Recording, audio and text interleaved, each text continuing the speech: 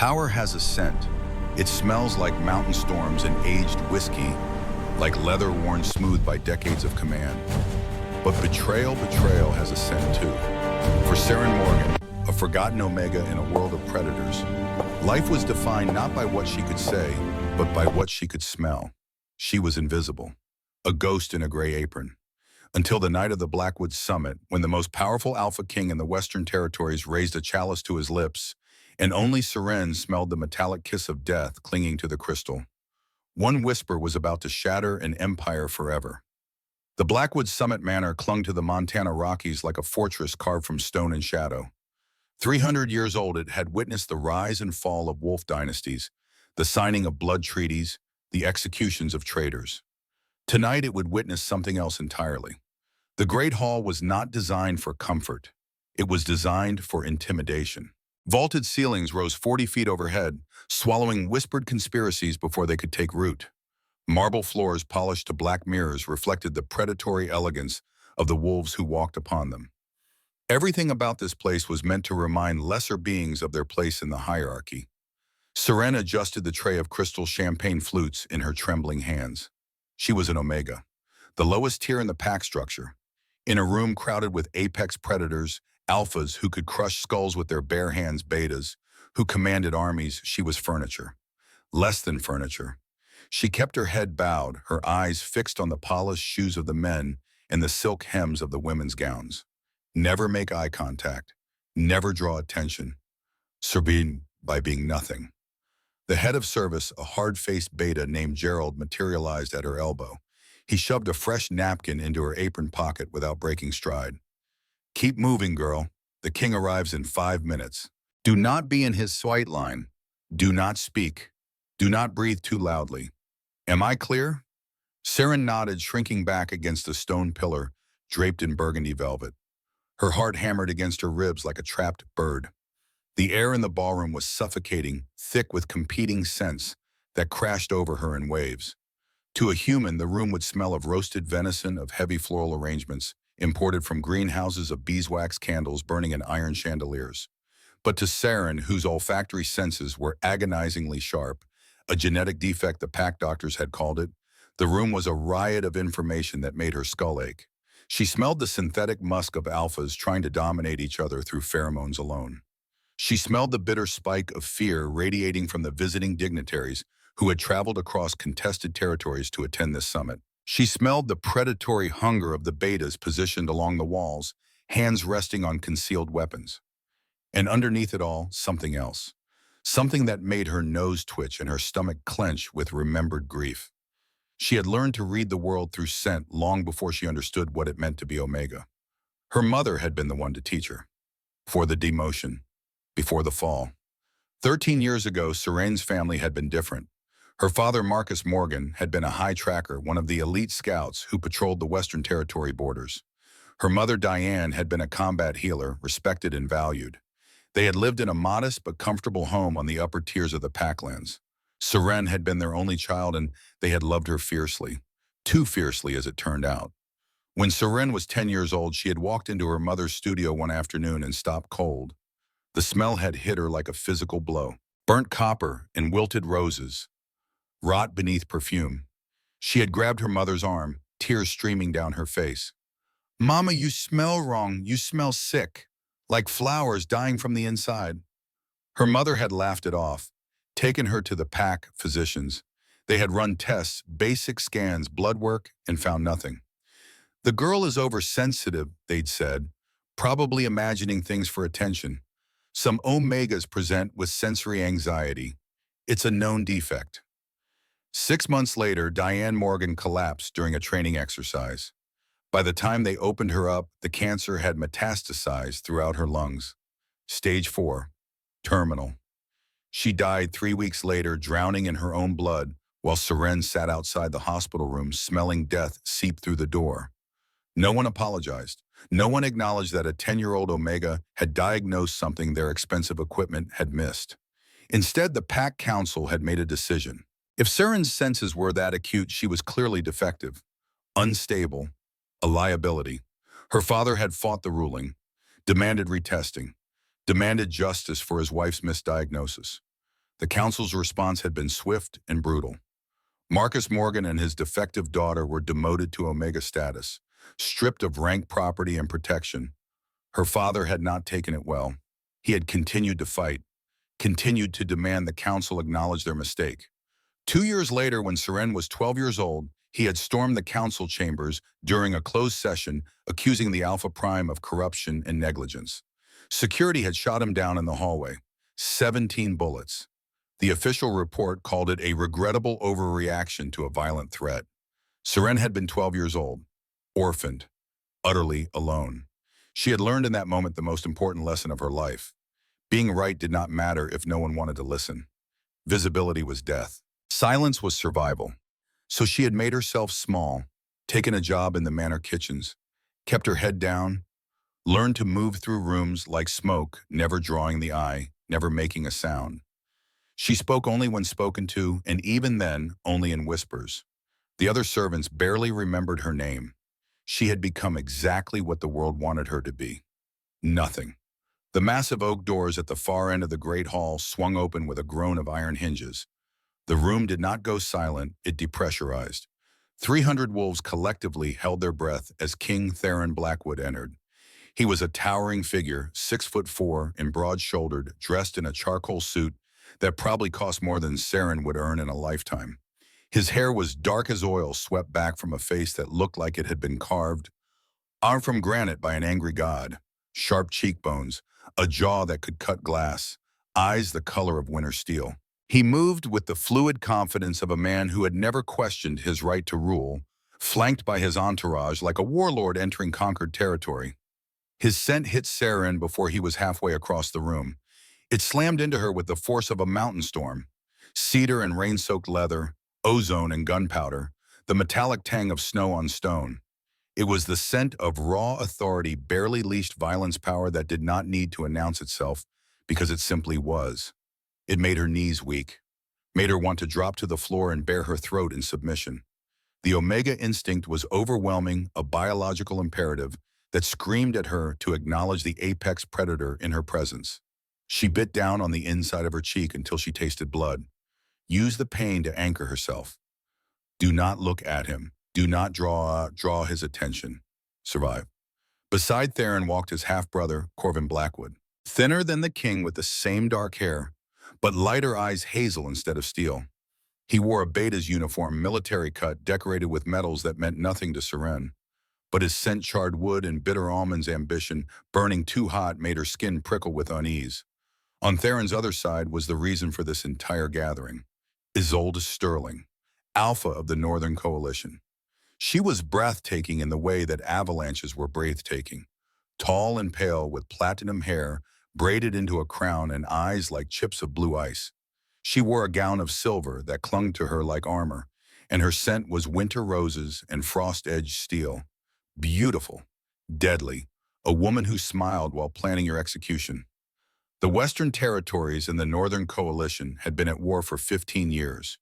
Not an open war, no formal declarations, no massed armies on battlefields, but a grinding, brutal conflict nonetheless. Border skirmishes that killed dozens every month. Trade embargoes that starved northern towns. Retaliatory raids that burned southern villages.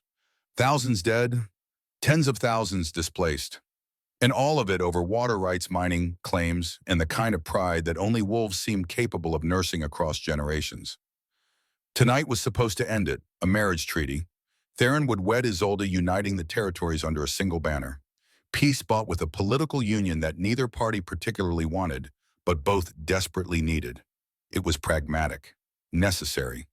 And Seren did not need her heightened senses to smell the resentment simmering beneath the surface of forced civility. Theron's voice cut through the murmur of the crowd, a deep baritone that resonated in Seren's chest. My friends. The room stilled. Even the servants stopped moving. Tonight we seal the treaty that will end 15 years of bloodshed. Tonight we declare that our children will inherit peace instead of war. He gestured to Isolde, who inclined her head with the barest minimum of respect. The North and South will be united. The border wars will end, and we will build something stronger than our fathers ever imagined. Polite applause rippled through the crowd. Seren watched from her position by the pillar as Tobias, a young Omega who worked in the kitchens, barely 19 with a shock of red hair and freckles across his nose, stepped forward with a ceremonial tray. On it rested a single ornate chalice encrusted with rubies the color of arterial blood, the King's Cup. It was only brought out once a decade, filled with a rare vintage wine meant to be drunk during the signing of major treaties. The symbolism was heavy-handed but effective. One cup, one king, one unified territory. Corvin had prepared the chalice himself, as was tradition for the king's most trusted advisor. He had carried it from the vault in the manor's deepest levels, poured the wine in front of witnesses, and set it on the tray with the kind of reverence usually reserved for religious relics. Seren had watched the entire process from the kitchen doorway, unnoticed as always. As Theron reached for the chalice, the air in the room shifted. For Seren, at least. A sharp, stinging aroma sliced through the heavy layers of cologne and candle wax. It was subtle, so faint that even the alphas, standing 3 feet away, would never notice it. Colorless, odorless to anyone whose senses operated within normal parameters. But to Seren, it was a scream in a silent room. Metallic roses, crushed oleander petals, the alkaline burn of something profoundly wrong. Her mother's voice echoed in her memory, 10 years old, sitting at the kitchen table while Diane crushed herbs with a mortar and pestle. This is oleander, baby, beautiful but deadly. And this, holding up a vial of silver liquid, this is wolfsbane concentrate, illegal in most territories. If someone mixes them with a coagulant inhibitor and applies them to a surface, you get a contact poison. Colorless, tasteless, odorless, but not scentless. Not to you, you'll smell it, like pennies and dying flowers. If you ever smell that, you run. You understand me? You run. Seren's heart stopped. Her hands went numb. The tray of champagne flutes wobbled dangerously. She stared at the chalice in Theron's hand, watching his fingers close around the stem, watching him raise it toward his lips. The poison was not in the wine. It was on the rim of the cup. A thin, invisible film that would absorb through the skin on contact, enter his bloodstream within seconds. It was a neural toxin designed specifically for alphas. It would not kill him instantly. It would paralyze him first, lock his muscles, stop him from shifting. He would be conscious aware, trapped in his own body, while his organs liquefied over the course of 10 agonizing minutes. Theron raised the cup higher. The room held its breath in anticipation. To the north, he said, his eyes scanning the crowd.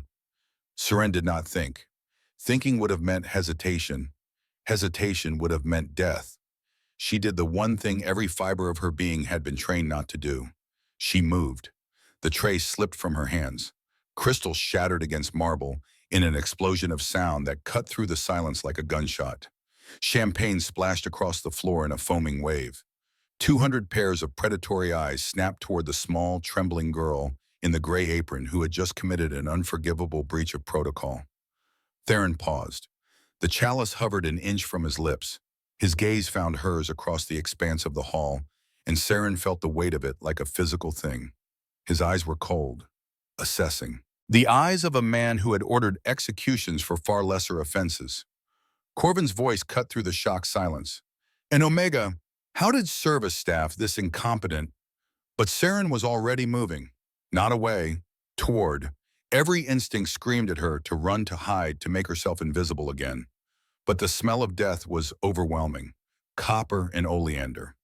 It coated her tongue, made her eyes water. She stumbled forward, weaving between frozen gas, her feet skidding on champagne-slick marble. She reached the dais. Theron stared down at her, the chalice still raised. Up close, his scent was even more overwhelming. Mountain storms and gunpowder. Her Omega instincts begged her to submit, to drop her eyes, to crawl away. Instead, she rose on her toes, leaned close, so close she could feel the heat radiating from his body, and whispered. Her voice was barely audible, a breath of sound that only he could hear. Your Majesty, the cup, it smells of death. Theron froze. His nostrils flared. For a moment, nothing in the room moved. Then his eyes shifted from her face to the chalice in his hand. He inhaled slowly, deliberately. To him, it smelled like wine and gold, nothing else. But there was something in her voice. Desperation. Terror. Not the sound of an assassin, the sound of a warning. Wait! His command was soft but absolute. The entire room obeyed. He turned to Corvin, who stood 3 feet away. His half-brother's face was a mask of confusion and barely concealed irritation. You prepared this chalice. I did, my king. Corvin's voice was smooth, practiced. The girl is clearly hysterical, probably drunk. I'll have her removed and drink it. The words hung in the air like a guillotine blade. The room collectively gasped. Corvin's expression flickered, just for a second, a micro-expression that might have been fear or might have been rage. My lord, that would be against protocol. The ceremonial wine is meant for I am the protocol. Theron held the chalice out to his brother. If it is safe, there is no harm in you toasting in my place, unless you have a reason to refuse. Sirin watched Corvin's hands. They were steady, almost, but there was a tremor in his left index finger, and his scent, the charred wood and bitter almonds, suddenly spiked with something acrid, sour fear. Corvin took the chalice, his jaw clenched. For a long moment, he simply stared at the ruby-encrusted cup. Then he looked at Sirin, really looked at her for the first time. His hazel eyes were flat, empty. You should have stayed invisible, little mouse. He threw the chalice at Theron's face. Wine splashed across the king's chest, and where it touched the fabric of his suit jacket, it hissed.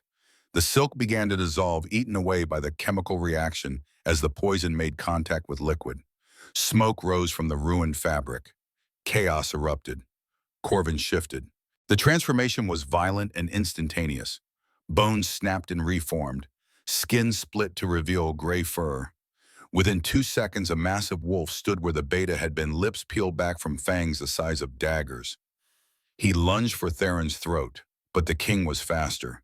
Even in human form, Theron moved with the speed of something not entirely mortal. He sidestepped, grabbed Corvin by the scruff, and hurled him across the room. The wolf crashed into a banquet table, shattering it into kindling. Gunfire erupted from the balcony. 3 shots. Sirin's head snapped up. Snipers, hidden among the carved stone arches overlooking the hall. She saw muzzle flashes, smelled gun oil and clove cigarettes. One of the shooters' northeast balcony behind a velvet curtain was exhaling smoke between shots. There, Sirin pointed, her voice lost in the screaming chaos. But Theron saw where she was pointing. He drew a handgun from a shoulder holster concealed beneath his jacket, a Desert Eagle that looked like a cannon in his hand, and fired blind through the curtain she had indicated. A body tumbled out, hitting the marble floor with a wet crunch, dead before impact. Corvin, back in human form, scrambled toward the shattered window. Blood poured from a gash on his forehead. He locked eyes with Theron one last time. You should have loved me the way Father loved you. Then he dove through the window glass, exploding outward, and vanished into the night. 2 more gunshots. One of Theron's guards went down, clutching his throat. Isolde Sterling shifted into a white wolf and launched herself at the remaining sniper, tearing him from the balcony with her teeth buried in his shoulder. The screaming intensified. Theron grabbed Sirin's arm. His grip was iron. Can you track them? The shooters. Can you smell where they came from? Sirin's mind was spinning. Her ears rang from gunfire. But she forced herself to focus, to filter the chaos. She inhaled sharply, sorting through the riot of scents. Gun oil, gunpowder, clove cigarettes, and something else, something older. Underneath all of it, faint but unmistakable, aged parchment, mountain sage, wolf magic so old it felt like stone. Before she could answer, Theron made a decision. He wrapped one arm around her waist, pulling her flush against his chest. She weighed nothing to him. Hold on. What are you? He aimed the Desert Eagle at the massive floor-to-ceiling window overlooking the cliff face, fired 3 times. The reinforced glass spiderweb then exploded outward in a shower of glittering shards. Without hesitation, holding the Omega tight against him, the Alphaking jumped into the void. The wind screamed in Sirin's ears. They were falling. Below them, the dark canopy of the Montana wilderness rushed up to meet them. 3 stories, 90 feet, lethal. She buried her face in Theron's chest, felt his heart hammering against her cheek, and waited for the impact that would end her short, miserable life. It did not come, not the way she expected. Theron twisted in midair with inhuman strength, angling his body beneath hers. They hit the branches of an ancient Douglas fir with bone-rattling force. He absorbed the impact, his body acting as a shield while they crashed through the canopy. Branches whipped at her face, tore at her apron, but Theron took the worst of it. She felt his rib crack under the strain, felt him grunt in pain. They tumbled through the lower branches and hit the forest floor with a heavy thud that knocked the wind from her lungs. For a long moment there was only silence.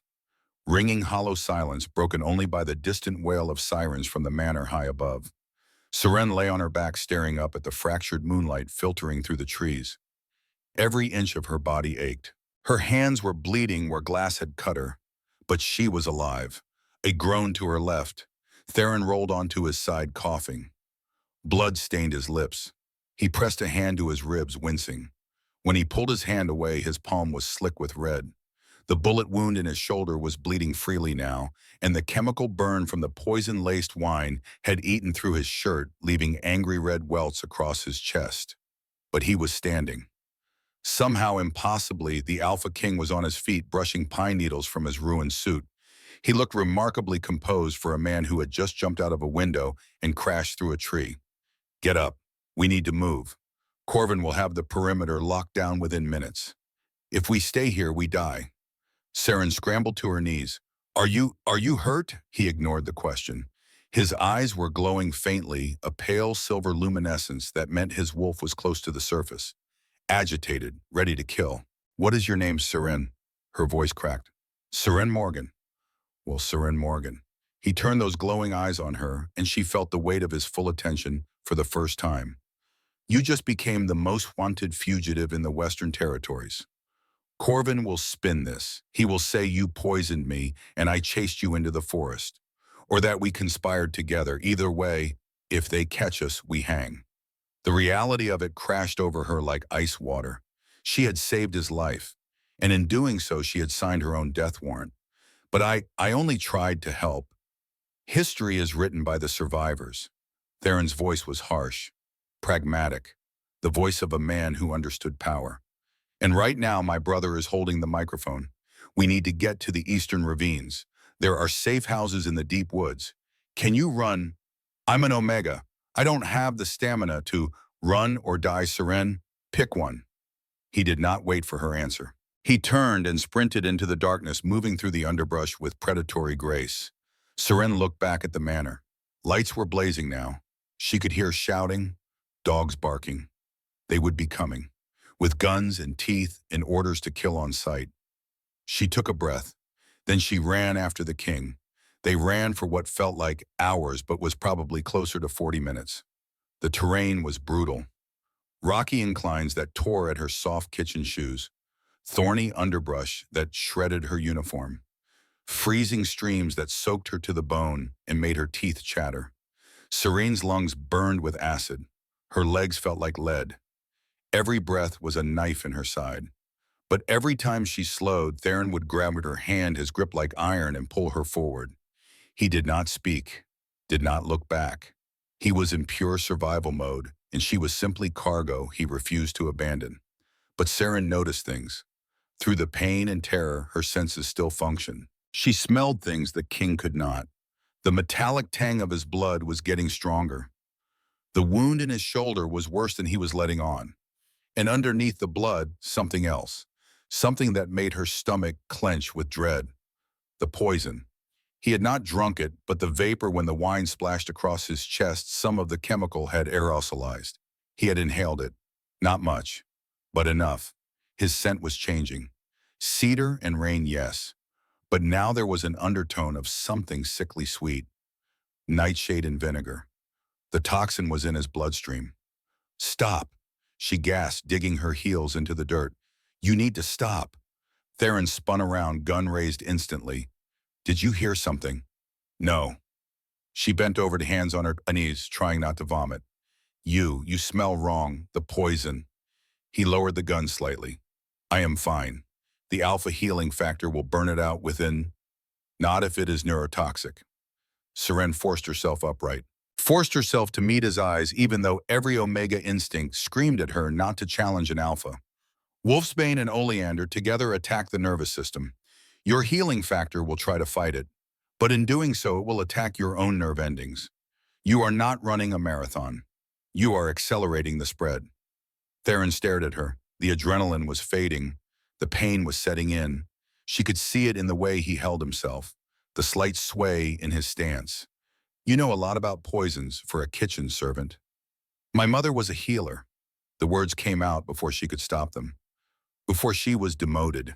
She taught me to recognize toxins by scent. And I can smell what this one is doing to you. It smells like vinegar now. That means it is converting your lactic acid.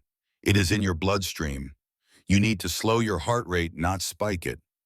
Theron leaned against a tree. His breathing was labored, heavy. When he pressed his hand to his ribs, blood seeped between his fingers. Corvin, he closed his eyes.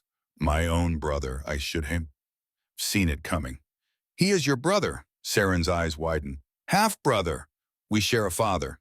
He let out a bitter laugh that turned into a cough. Blood flecked his lips. He always wanted the throne. I just did not think he would burn down the entire territory to get it. A twig snapped in the distance. Theron's eyes snapped open, glowing brighter. His hand tightened on the gun. They are tracking us. Saren sniffed the air. The wind shifted, carrying scents from the west. She caught it immediately. Wet dog, gun oil, the aggressive pheromone signature of alphas on the hunt. These were not Theron's men. These were mercenaries, hired killers with no loyalty except to the highest bidder. 3 of them, coming from the west, maybe 2 miles out. Theron tried to stand, his legs buckled. He cursed, slamming his fist into the dirt. My legs, they are going numb, the toxin. Seren looked at him, then at the dark woods stretching endlessly in every direction. She had spent her entire life being invisible, hiding, avoiding conflict. But if the king died here, the truth died with him, and she would be hunted down and slaughtered like an animal, not for what she had done, but for what she knew. We cannot outrun them. Her voice was trembling but determined. We have to hide, mask your scent. Impossible. Theron's jaw clenched. Alpha blood calls to other wolves. It is a beacon. They will find me. Not if we cover it. Seren dropped to her knees beside him, tearing up handfuls of wild mint growing at the base of the tree. She grabbed damp moss, crushed it between her palms. Take off your jacket. It is soaked in poison and blood. It is broadcasting your location. What? Take it off. Theron stared at her, his vision was blurring, but he saw the absolute focus in her expression. The terrified girl from the ballroom was gone. In her place was someone who knew exactly what needed to be done. He fumbled with the buttons of his ruined jacket, stripped it off. Seren grabbed it and hurled it as far as she could down a ravine to their right. That will distract them for a few minutes. She turned back to him, her hands full of crushed mint and moss and pine sap. I am sorry, but this is going to be disgusting. She began smearing the mixture over his white shirt, over his neck, over his face. The cold mud made him flinch, but he did not stop her. He watched her work, saw her hands shaking, saw the tears streaming down her face. But her focus never wavered. Why are you doing this? His voice was barely a whisper. You could run. Leave me here. They would stop hunting you if they had me. Seren paused. Her muddy hand hovered over his cheek. She looked into his eyes. Up close, they were not just steel. There were flecks of blue in them, like ice over deep water. Deep. Because you listened. Her voice was soft, raw. In the ballroom, everyone else treats me like I do not exist. You were the only one who listened when I whispered. She finished masking his scent. Now we need to go vertical. If we stay on the ground, they will find us visually. Can you climb? I think so. The massive oak tree behind them had thick gnarled branches starting about 8 feet up. With Seren shoving from below and Theron using the last reserves of his upper body strength, they managed to haul themselves into the canopy about 20 feet off the ground. They huddled on a wide branch hidden by dense foliage. Seren pressed her back against the trunk. Theron slumped against her, his head resting heavily on her shoulder. The heat coming off him was alarming. Fever was spiking. His body was trying to fight the poison, and it was losing. His breathing had gone shallow, rapid. She wrapped her arms around him, trying to stabilize his weight, trying to keep him from falling. Minutes later, shadows emerged from the brush below. 3 large wolves shifted into human form. Mercenaries. heavily armed with rifles and tactical gear. They prowled the clearing directly beneath the tree boots, crunching on fallen leaves. Lost the trail, the largest one growled, spitting tobacco juice. I smelled blood here, but now it is gone. He threw his jacket. Another pointed toward the ravine. Down there, he cannot have gone far. He was poisoned. He should be dead by now. Then we find the body and collect the bounty. Corvin is paying triple for proof of death. Saren held her breath. She could smell them. Tobacco and stale beer and the sour aggression of men who killed for money. They were close enough that she could see the condensation of their breath in the cold air. Theron shifted slightly beside her, a groan built in his throat. Serene's heart stopped. If he made a sound, they were dead. Without thinking, she turned her head and pressed her hand firmly over his mouth. His eyes flew open, locked onto hers. They were inches apart. She could feel his breath hot against her palm, could see the fever glaze over his eyes. She pleaded with him silently. Quiet. Please. Theron stared at her. The Omega, the lowest of the low. She was silencing a king, covering his mouth with her hand like he was a child who needed to be hushed. In any other circumstance, it would have been grounds for execution. But he did not bite her, did not snap. He simply held her gaze, and slowly, deliberately, he nodded. Below them, the mercenaries argued for another minute, then turned and headed down toward the ravine, following the scent trail of the discarded jacket. Seren did not move until their footsteps faded completely into the distance. Only then did she slowly lower her hand from Theron's mouth. He did not pull away. He sagged against her, his head lolling against the curve of her neck. He inhaled deeply, his nose brushing the sensitive skin below her ear. You smell like vanilla. His voice was slurred, delirious, and rain, like spring. We are safe, she whispered, shivering as adrenaline crashed through her system. For now. Seren, he mumbled, consciousness slipping. If I die tonight, do not let them take my body back. Burn it. Do not let Corvin. You are not going to die. Her voice was fierce. She wrapped her arms tighter around his shoulders, anchoring him to the branch. I will not let you. But as the night deepened and the temperature dropped, and Theron's breathing grew more labored, Seren realized with terrifying clarity that she had no idea how to save a king from a poison she had only ever smelled, never cured. And somewhere in the darkness below, something else was moving. Something that did not move like a wolf, something ancient. She could smell it.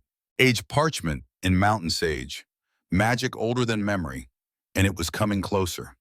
The creature in the darkness moved without sound. No footsteps. No rustling of undergrowth. It simply manifested from the shadows like smoke given form. Serene's grip tightened on Theron's unconscious body. Her heart hammered so violently she thought her ribs might crack. The scent was overwhelming now, aged parchment, wild sage, and underneath it all, the metallic taste of magic so ancient it made her teeth ache. Come down, little ghost. The voice that emerged from the darkness was not a request. It was a command that resonated in her bones. The king dies if you stay in that tree. His lungs are filling with fluid. He has perhaps an hour before he drowns in his own blood. Seren peered through the branches. In the pale moonlight, she could make out a figure. Enormous. Nearly 7 feet tall, with a beard that reached his chest matted with twigs and moss. He wore layers of animal pelts stitched together with sinew, and his eyes, those eyes were milky white. Blind. Yet somehow he was staring directly at her hiding place. Who are you? Her whisper barely carried. I am Aldrich. The giant tilted his head, nostrils flaring. I was guarding these woods before Theron's grandfather learned to shift. Before the treaties. Before the wars. I smelled death on him. Wolfsbane and oleander. A coward's mixture. He spat. And you. You smell of nothing. A ghost scent. Fascinating. Theron groaned against her shoulder. His skin was burning now, fever cooking him from the inside. His breathing had developed a wet rattle that terrified her. She could smell the fluid accumulating in his lungs, blood and plasma drowning him by degrees. Please, Seren's voice cracked. Help him. He is dying. Aldrich was silent for a long moment. When he spoke again, his voice was colder. Why should I save the son of the man who exiled me, who declared me traitor and left me to rot in these mountains? Because if he dies, his brother becomes king. Seren forced steel into her voice. And Corvin smells like rot, like a disease that will consume everything. Even these woods, even you. Another pause. The blind giant inhaled deeply, tasting the truth in her words. Omegas could not lie with their scent. Their emotions were too transparent, too raw. He smelled her terror, yes, but also her conviction, her desperate, absolute belief that Theron Blackwood was the lesser evil. Grab his other arm, ghost girl. Aldrich turned his back. My cabin is a mile east. If his heart stops before we arrive, I leave you both for the wolves. Understand? The journey was agony. Theron was dead weight, his massive frame a crushing burden, even with Aldrich bearing most of it. Seren's shoulders screamed, her legs shook. Twice she stumbled, and twice Aldrich simply kept walking, dragging them both forward with inhuman strength. The forest seemed to part for him. Branches that should have blocked their path bent away. Roots that should have tripped them seemed to sink into the earth. By the time they reached the cabin, a small structure built into the side of a rocky outcrop so camouflaged with moss and stone that Seren would have walked past it, Theron had stopped breathing entirely. His lips were blue. His eyes had rolled back in his skull. Aldrich kicked the door open and dumped the king onto a low cot covered in furs. Get water, boil it. Find the jar marked with a red X. Move, girl. Move. Seren ran. The cabin smelled of dried herbs and wood smoke and decades of solitude. She found the iron kettle, filled it from a bucket in the corner, hung it over the hearth. Her hands shook so badly she nearly dropped the matches. The jar with the red X was on a high shelf. She had to climb onto a chair to reach it. Inside was a mixture of crushed obsidian dust and something that smelled like fireweed and copper. He stopped breathing. Aldrich's voice was clinically calm.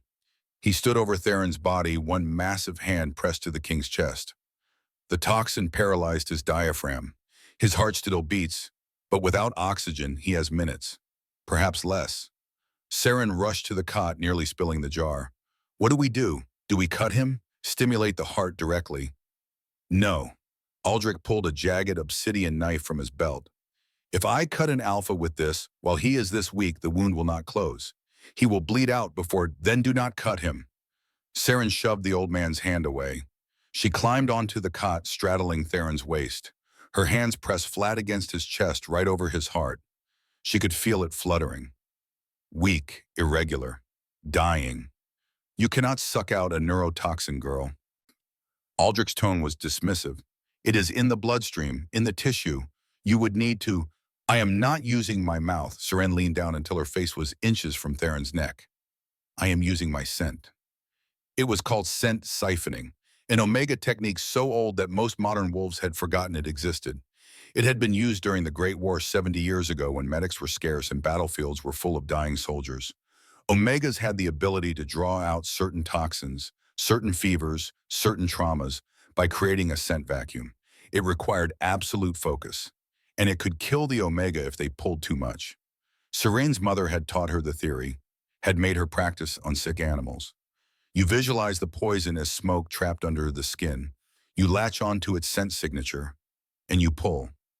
Not with your hands, with your mind, with your very essence. You become a filter. The toxin passes through you, and you break it down before exhaling. But baby, listen to me. You can only do this for someone you are bonded to, someone your wolf recognizes as worth dying for. Otherwise, the technique will not work. Do you understand? At the time, Seren had not understood. She had been 15. She had no wolf Omegas did not shift the way alphas did. She had no bonds except the ghost of her dead parents. But now, pressed against Theron's still chest, she understood perfectly. Her wolf, the small, frightened thing that lived in the back of her mind, recognized him. Had recognized him the moment he stopped to listen to her whisper in the ballroom. The mate bond was not complete. He had not claimed her. But the thread was there, gossamer thin, fragile, but real. She closed her eyes, inhaled deeply through her nose, and pulled. The world inverted. Suddenly she could see the poison. Not with her eyes, with something deeper. It looked like green smoke coiling through Theron's veins, concentrated in his lungs, choking off oxygen. She visualized reaching into that smoke, grabbing it, dragging it toward herself. Pain exploded through her body. It felt like inhaling broken glass. Her throat burned, her lungs seized. The taste of copper and oleander flooded her mouth so intense she gagged. But she did not stop. She pulled again, harder. Come to me. Come out of him. Come to me. Theron's back arched off the cot. A ragged, tearing gasp ripped from his throat as his lungs expanded. He coughed violently, his body convulsing. Blood and black fluid sprayed from his mouth, splattering across Saren's arms. She inhaled again, pulled. The green smoke in her mind's eye was thinning. Dispersing, she was absorbing it, filtering it through her own system. Breaking down the molecular structure with something instinctive and primal that she did not understand but simply knew how to do. Her vision swam, the cabin tilted. She felt herself falling, but before she hit the floor, strong hands caught her. Enough. Aldrich's voice sounded like it was coming from underwater. You will kill yourself, girl. You have done enough. Seren collapsed onto Theron's chest. Her body convulsed. She retched, vomiting black bile onto the furs. Every nerve ending was on fire. She could not see, could not hear. The world was pain and darkness and the overwhelming taste of poison coating her tongue. When she finally surfaced, seconds later, minutes, she could not tell Aldrich was standing over them both. His blind eyes were wide. I have not seen that done since the Great War. You are not just a servant, are you, girl? You are something else entirely. Seren could not answer. The world went black. She woke to firelight. Her head throbbed with a dull, vicious ache that pulsed behind her eyes like a second heartbeat.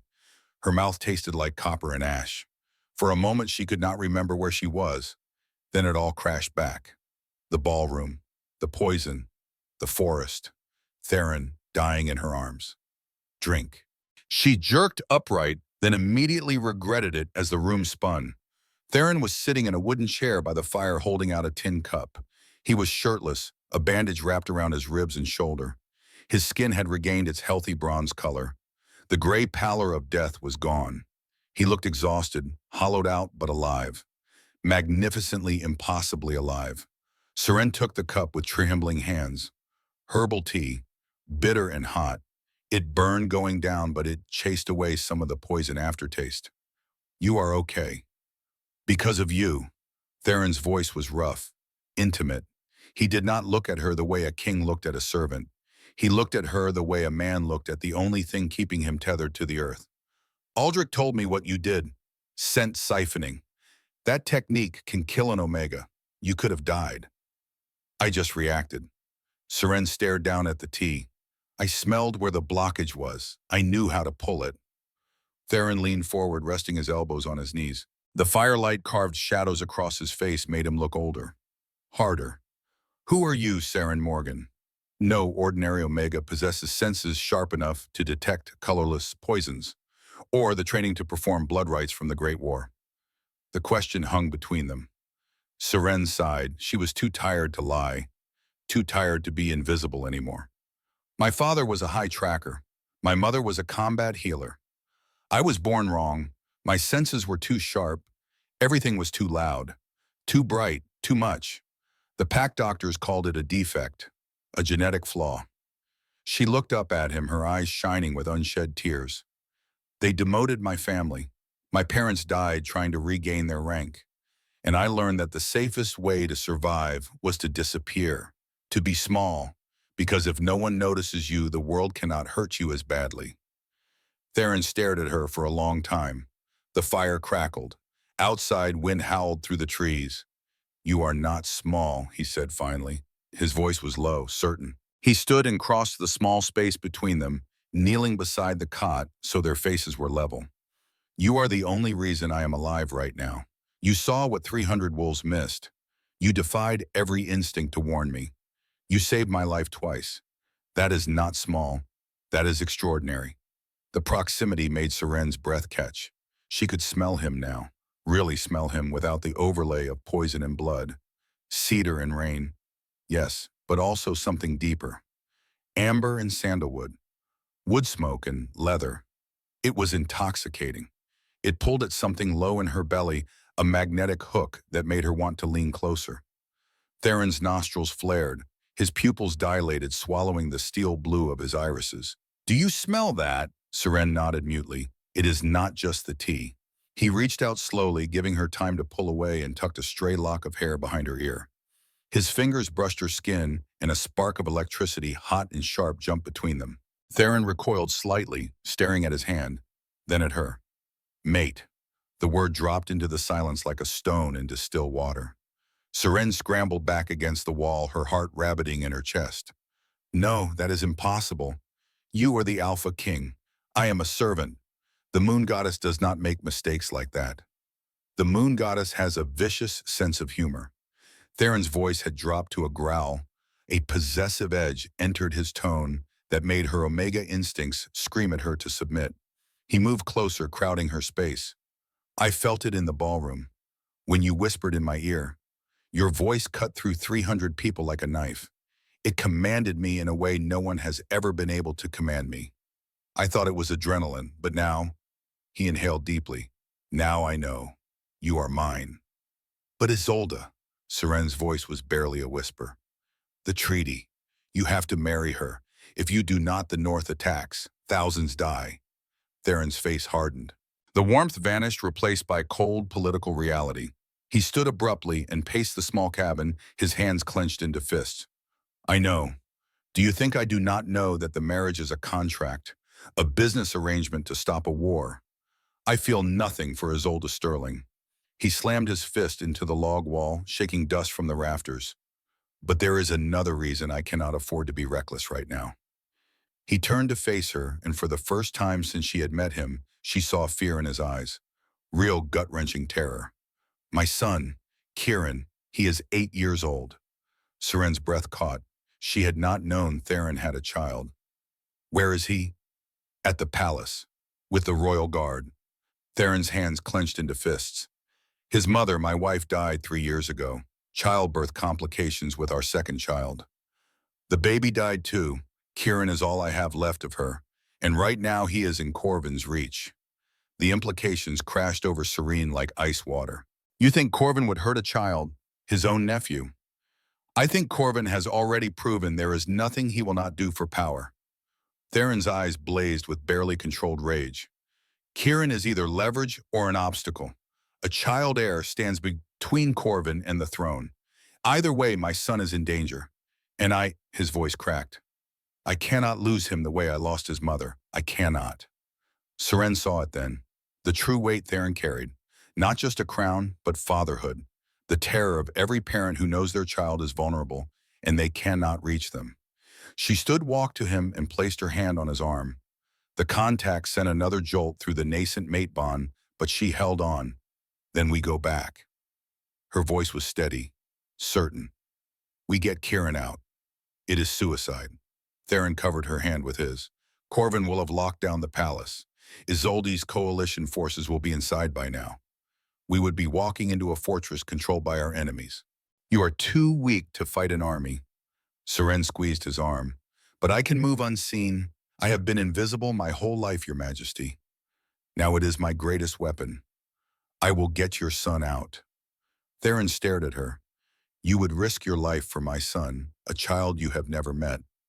I would risk it for you. Seren held his gaze without flinching. And any child of yours is worth saving. Besides, a small smile touched her lips.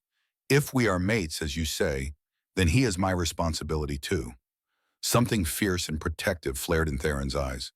Before she could react, he pulled her against his chest and buried his face in her hair. If anything happens to you, nothing will happen. She wrapped her arms around him, feeling his heart thunder against her cheek. Trust me. They held each other for a long moment, drawing strength from the bond that hummed between them. When they finally pulled apart, Aldrich was standing in the doorway with a freshly killed rabbit. Touching. The old wolf's voice was dry. But pointless if you both die tomorrow. There is another option besides the girl's suicide mission. Theron turned sharply. What option? The smuggler tunnels. Aldrich began skinning the rabbit with practiced efficiency. Mining tunnels beneath these mountains. They were used during Prohibition.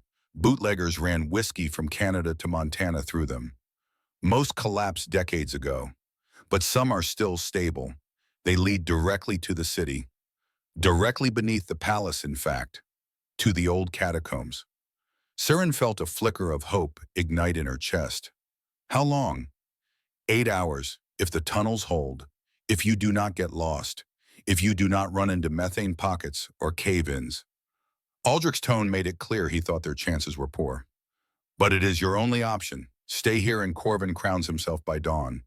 The council requires a blood oath ceremony at sunrise to legitimize a new king. You have perhaps 10 hours. Theron nodded slowly. And Siren's Farbem, the girl goes with you. Aldrich pointed the bloody knife at her. She is the only witness to the poisoning. Her testimony clears you of treason. Without her, it is your word against Corvin's. And the council always sides with whoever holds power. It also puts a target on her back the size of the moon. Theron's jaw clenched. If Corvin captures her, then do not let him. Aldrich turned the rabbit on a spit over the fire. Eat, rest for 1 hour, then you leave. And girl, he fixed his blind gaze on Siren. Your nose will be the only thing keeping you both alive in those tunnels. Every sense you have, you use. Understood. Siren nodded. Understood. They ate in silence. The meat was gamey but hot, and Siren realized she had not eaten since yesterday morning. Her stomach cramped around the food, desperate for fuel. Theron sat across from her, and she caught him staring several times. Each time their eyes met, something tightened in her chest. The mate bond was thrumming between them now, a living thing, painful because it was incomplete. Siren. He said her name softly when Aldrich stepped outside to check their trail. When this is over, when I have my son back and my crown secured, I will claim you properly, before the entire pack, and I will rewrite every law that says an Omega cannot stand beside a king as an equal. Siren's throat tightened. She wanted to believe him, wanted to believe that fairy tales could come true for broken girls who smelled things no one else could smell. But she had learned long ago that wanting something did not make it real. Just get Kieran back safely, she whispered. That is all I ask. An hour later, they stood at the mouth of the tunnel. It was a black wound in the side of the mountain reinforced with rotting timber that looked like it might collapse if someone sneezed too hard. The smell that wafted out was damp earth and stale air and something chemical that made Siren's nose wrinkle. This is where I leave you. Aldrich handed Theron a battered flashlight and a coil of rope. The tunnels fork constantly. Trust the girl's nose over your instincts. She will smell danger before you see it. Thank you, Aldrich. Theron clasped the old man's forearm. When I reclaim my throne, your exile ends. I swear it on my blood. Aldrich's blind eyes seemed to see straight through him. Do not swear on your blood, boy. Swear on hers. He nodded toward Siren. That is the oath that will hold you accountable. She has more courage in her little finger than most alphas have in their entire bodies. Do not waste that gift. Theron looked at Siren, then back at Aldrich. I swear on her life, on her honor, on everything she represents. The exile ends. Then may the moon goddess guide your path. Aldrich turned and melted back into the forest. Within seconds, he had vanished as completely as if he had never existed. Siren stared after him. Will we see him again? I hope so. Theron tied the rope around both their waists, leaving 10 feet of slack between them. If we get separated in the dark, this keeps us together. Ready. She nodded even though her heart was trying to climb out of her throat. They descended into darkness. The tunnel was narrow and claustrophobic. Water dripped from the ceiling in a constant rhythm that echoed off stone walls. The air tasted of minerals and decay and time itself. Theron led with the flashlight, one hand extended behind him for Siren to hold. She gripped his fingers tightly, using his strength to anchor herself as they navigated the twisting passage. For the first hour, they walked in silence. The only sounds were their footsteps, their breathing, and the occasional skitter of rats fleeing the light. But Siren was constantly working, filtering scents, reading the tunnel ahead through her nose. Stop, she whispered suddenly. Theron froze mid-step. What is it? Methane, ahead and to the left. If we take that tunnel, we die.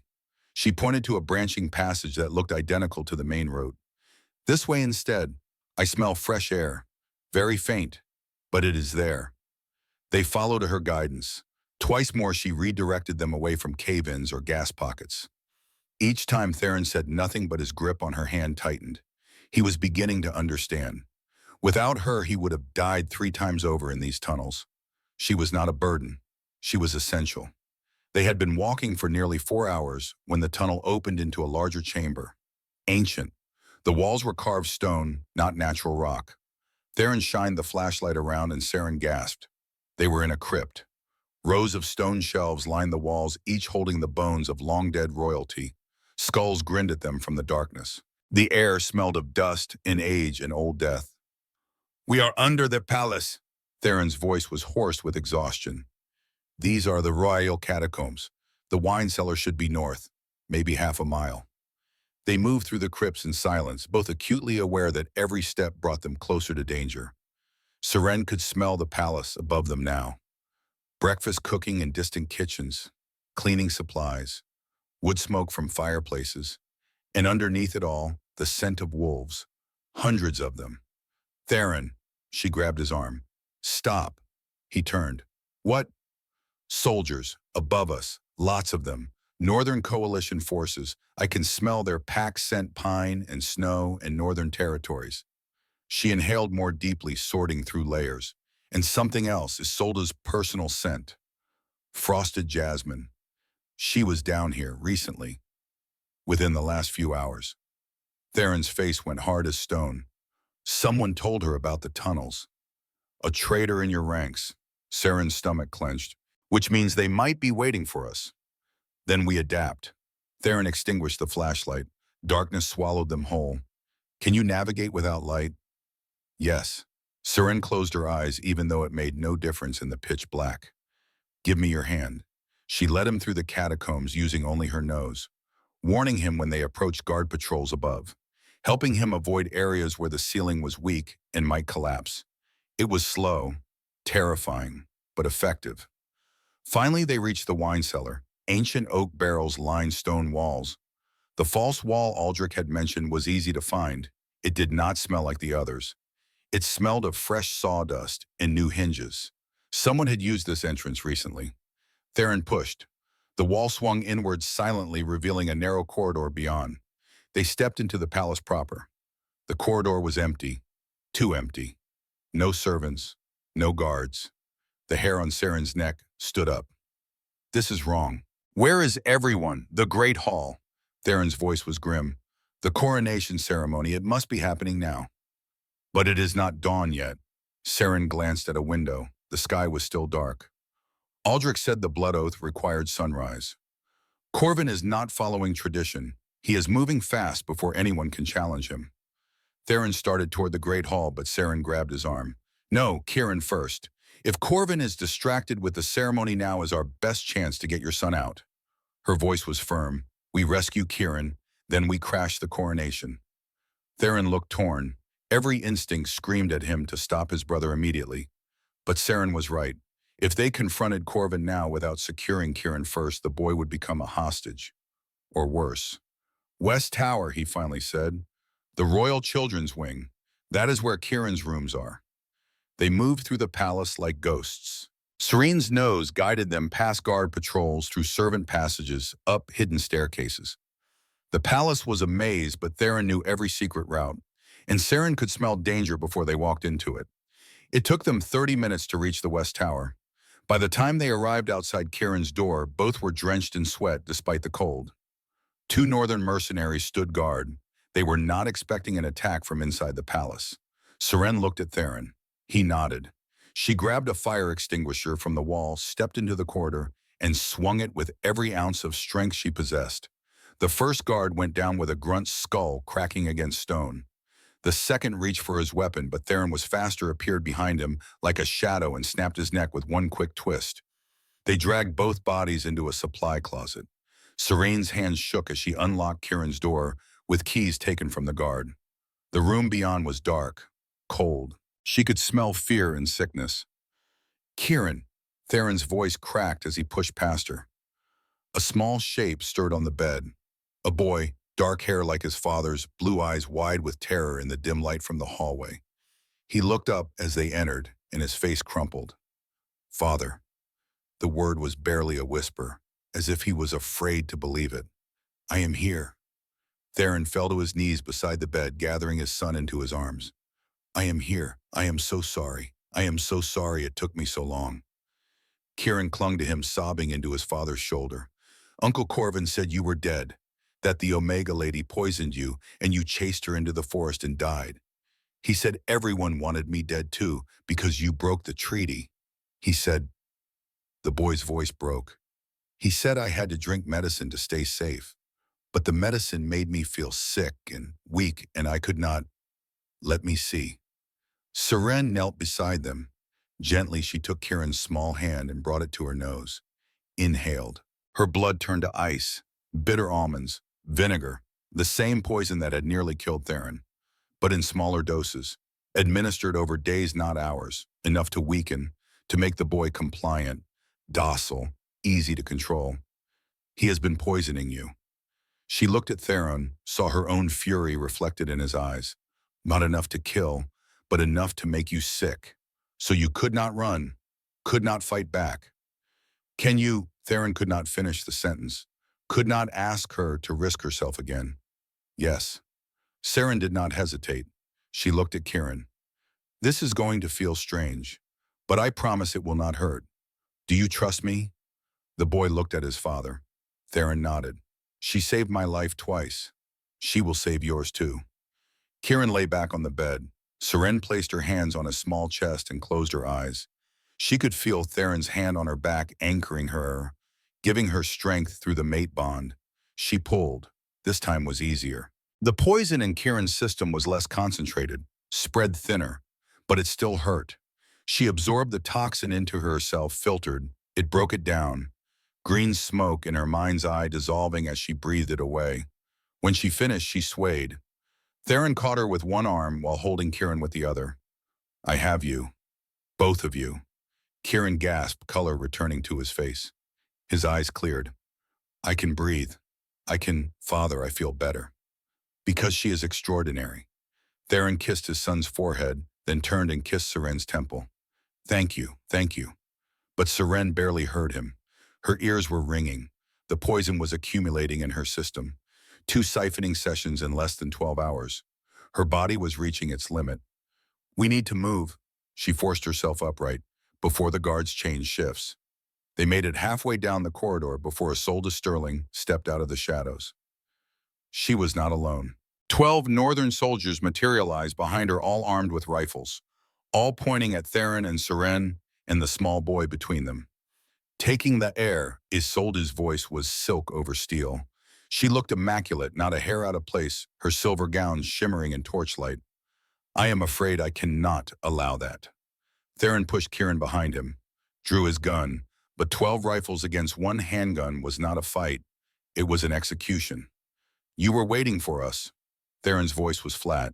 Someone told you we would come for my son. Of course someone did, Isolde smiled. It did not reach her eyes. Did you really think your royal guard was entirely loyal? Corvin has been cultivating traitors for years, just like his father did. She took a step forward. Now put down the weapon, step away from the Omega and the boy, and I might let them live. No. Seren stepped forward, putting herself between the soldiers and Kieran. If you want him, you go through me. Isolde laughed. Actually laughed. Brave. Stupid, but brave.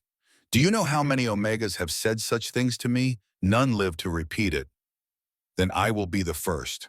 Seren's legs were shaking. The poison in her system was making her dizzy, but she held her ground. You want leverage against Theron. You want a hostage. Take me. Let Kieran go. He is a child, innocent. Punish me instead. Seren, no. Theron grabbed her arm. Trust me, she whispered, loud enough for only him to hear. I have a plan. Get Kieran out. I will find you. Before Theron could argue, one of the soldiers fired, not at them, at the floor between Theron and Seren. The bullet ricocheted, forcing Theron to stumble backward with Kieran in his arms. Other soldiers surged forward, grabbed Seren, ripped her away from Theron despite his roar of fury. She did not fight, could not fight. Her vision was graying at the edges. The last thing she saw before they dragged her away was Theron's face, stricken, anguished, mouthing words she could not hear but understood anyway. I will come for you. Then darkness took her. Seren woke in a guest chamber, not a dungeon that surprised her. The room was actually quite nice. Four-poster bed, velvet curtains, a fireplace burning low, but the windows were boarded up from the outside.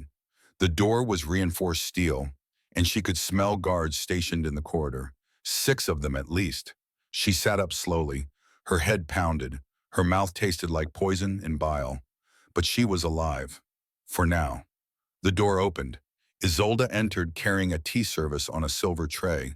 She set it on a small table by the fire and poured 2 cups with practiced grace. Drink. It was not a request. Peppermint and ginger. It will help with the nausea from the poison you absorbed. Seren stared at her. Why do you care if I feel sick? Because I need you functional.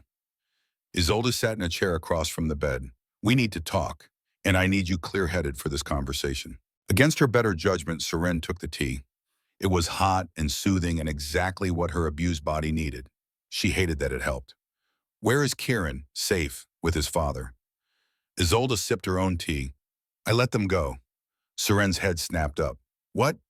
I let them escape. Isolde's voice was calm, matter of fact.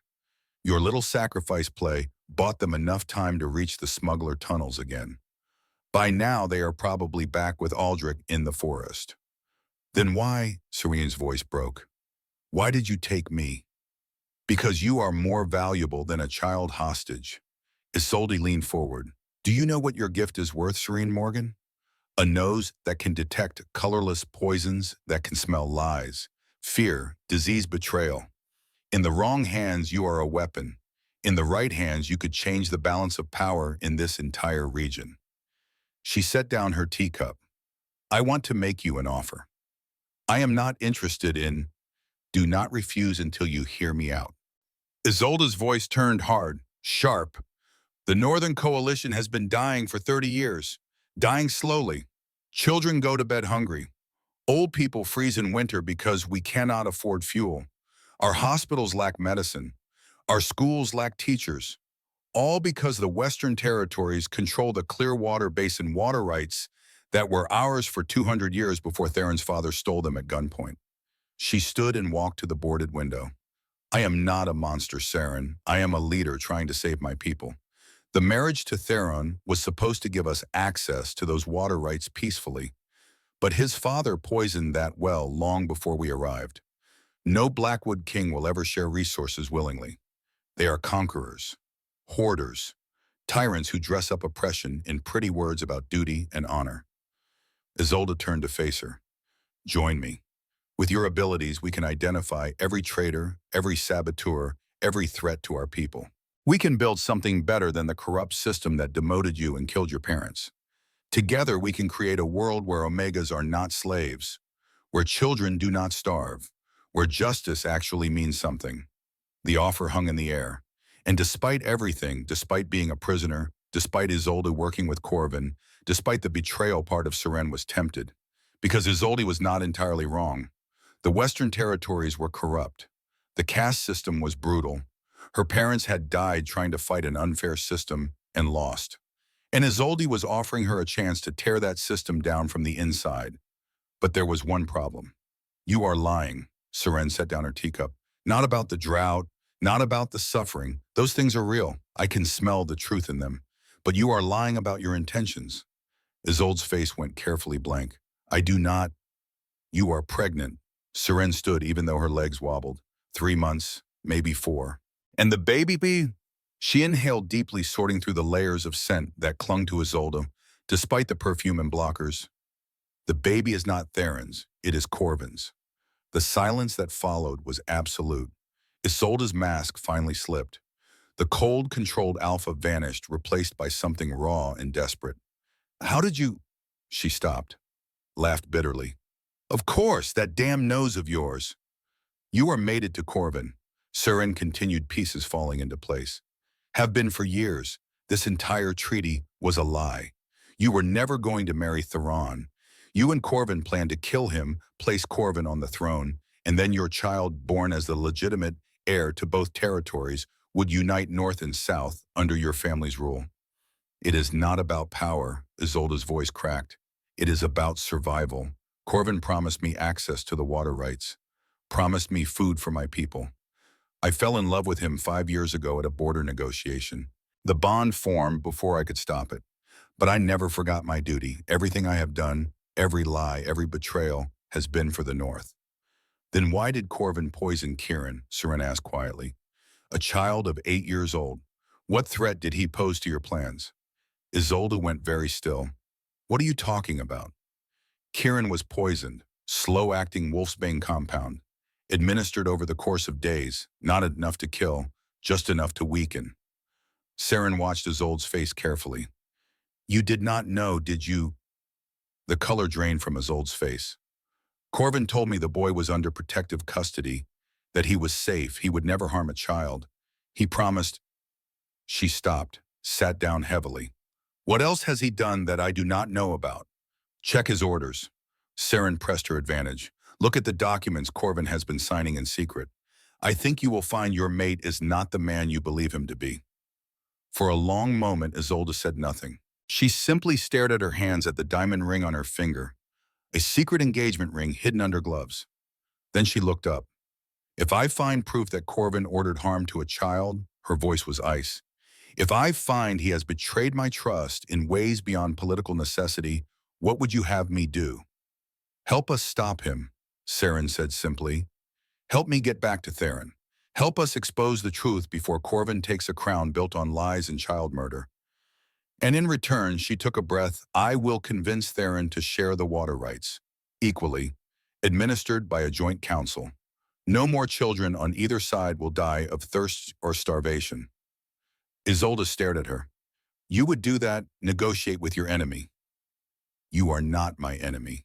Seren's voice was soft. You are a desperate mother trying to save her people. I understand that. But Corvin is not fighting for anyone except himself.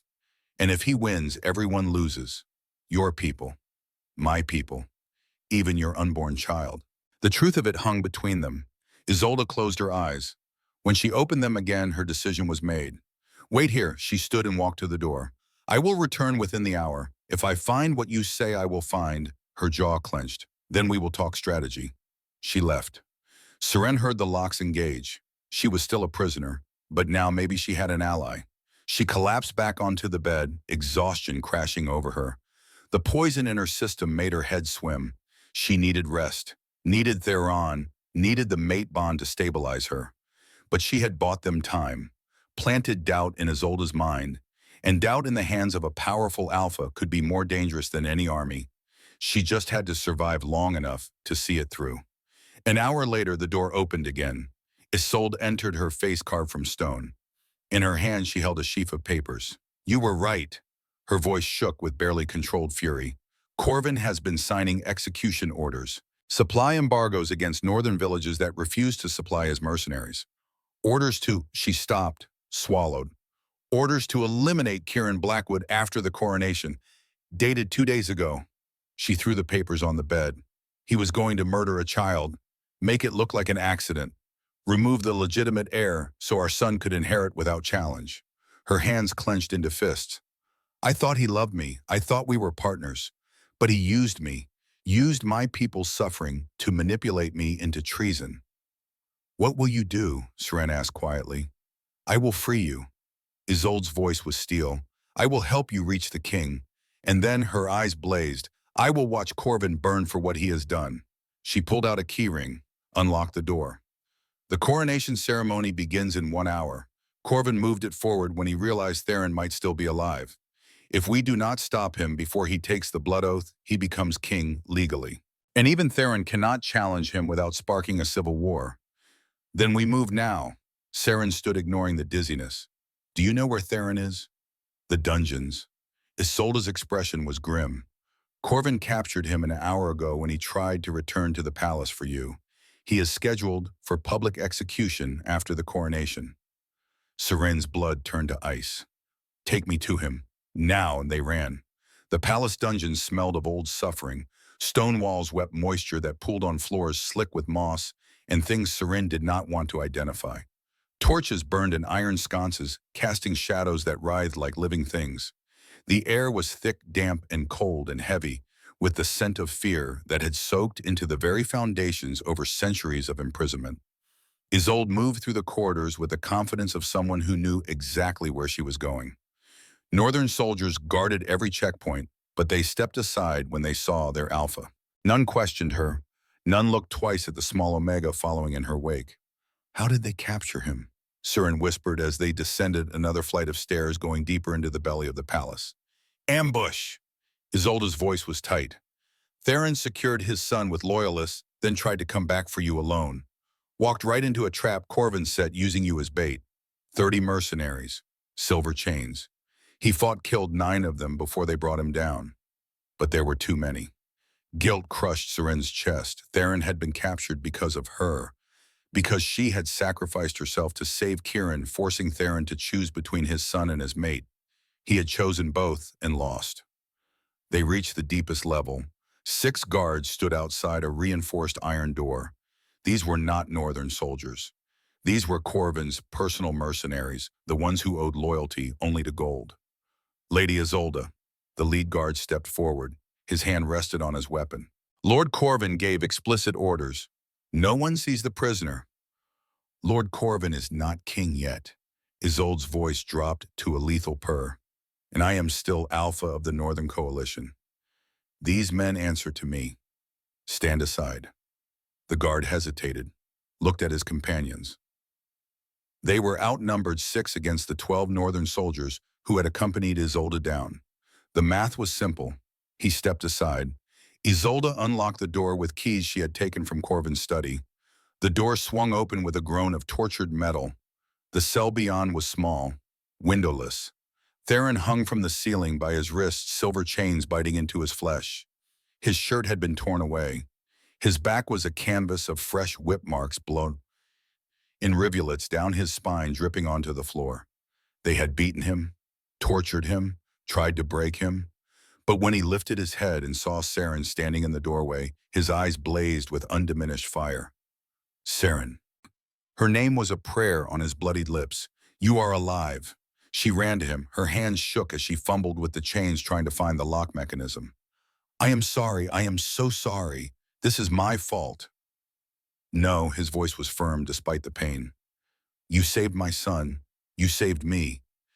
He looked down at his torn body. This is nothing. Isolde entered behind her carrying the keyring. Step back, Omega. The chains fell away. Theron collapsed, but Seren caught him, taking his weight despite the fact that he was twice her size. He leaned on her heavily, his blood soaking into her dress. Isolde. His voice was rough, suspicious. Why are you helping us? Because I learned something important today. Isolde met his gaze without flinching. I learned that the man I love is a monster, and that sometimes the enemy of your enemy is the only ally you have left. She pulled a flask from her belt and handed it to Seren. Healing tonic. It will not fix everything, but it will give him enough strength to stand. You have 30 minutes before the coronation begins. What is your plan? We stop it. Theron straightened, gritting his teeth against the pain. He took the flask and drank deeply.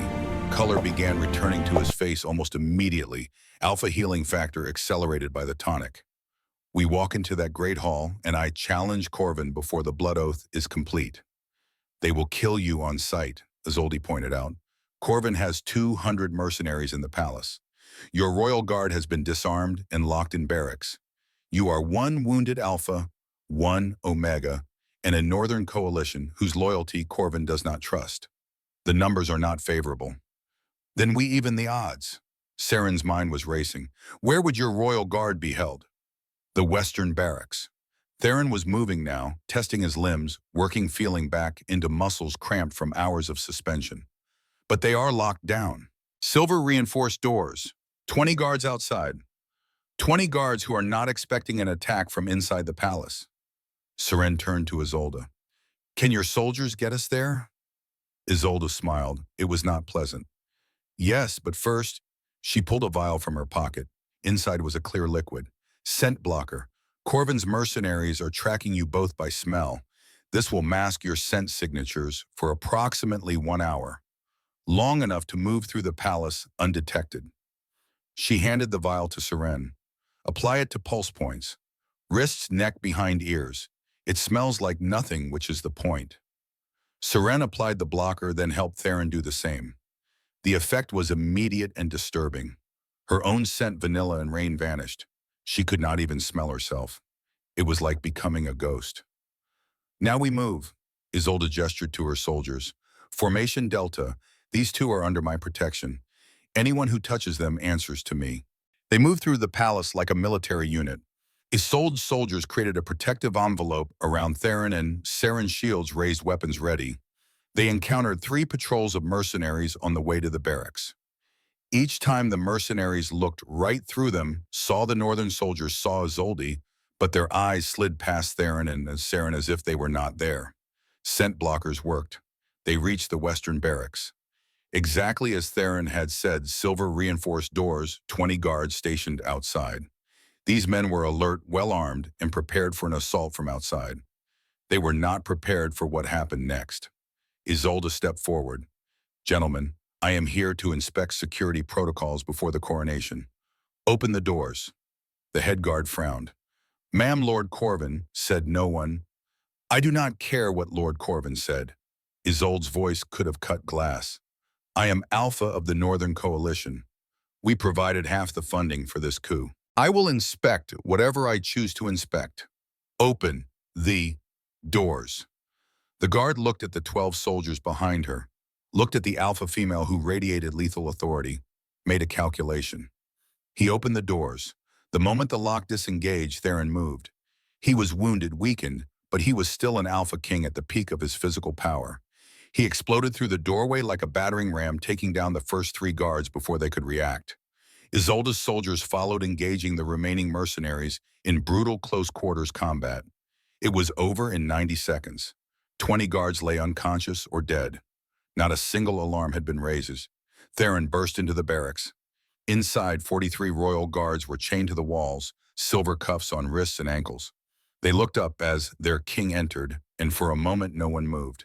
Then as one, they dropped to their knees. My king. The eldest guard, Commander Raven, a grizzled wolf with more scars than original skin, spoke for all of them. We thought you were dead. I am harder to kill than that. Theron grabbed the keyring from a fallen mercenary and began unlocking chains. Corvin is about to crown himself in the Great Hall. Are you with me? To the death, Your Majesty.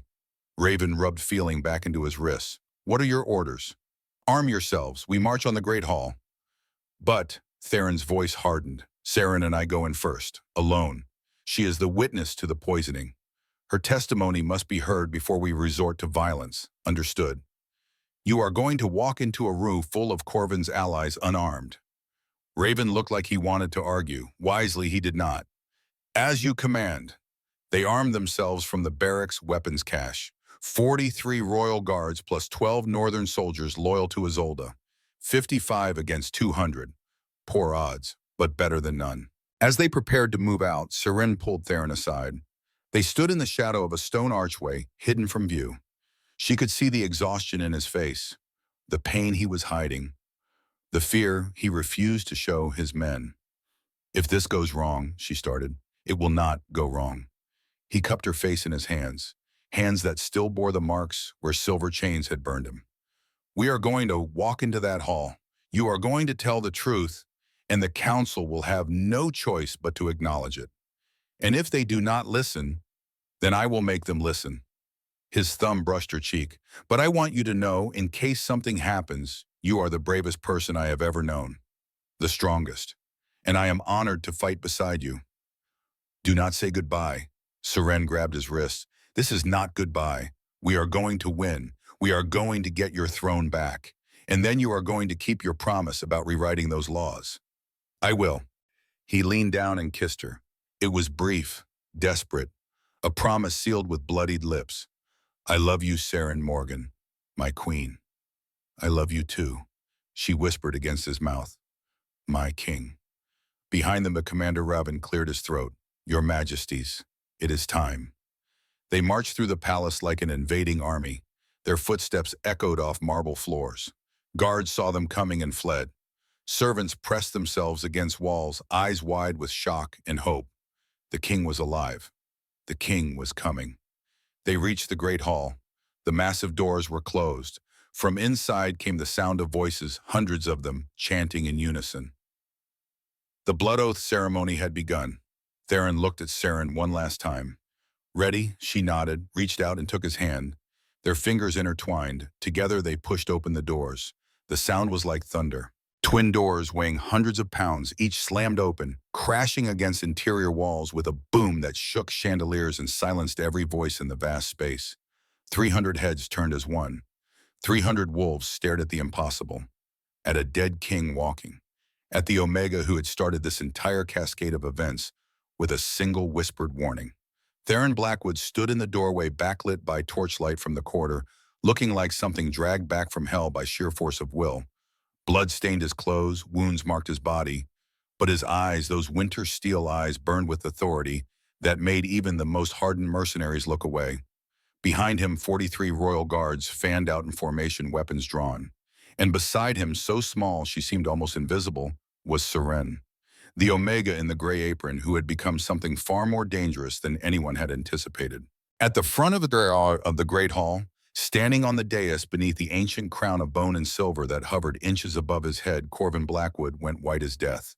Beside him, High Elder Remus froze mid-gesture, the ceremonial blade meant for the blood oath still raised. I object. Theron's voice was not loud. It did not need to be. The alpha command in it reverberated through the bones of every wolf present. It was the voice of a king who had crawled through hell to reclaim what was his.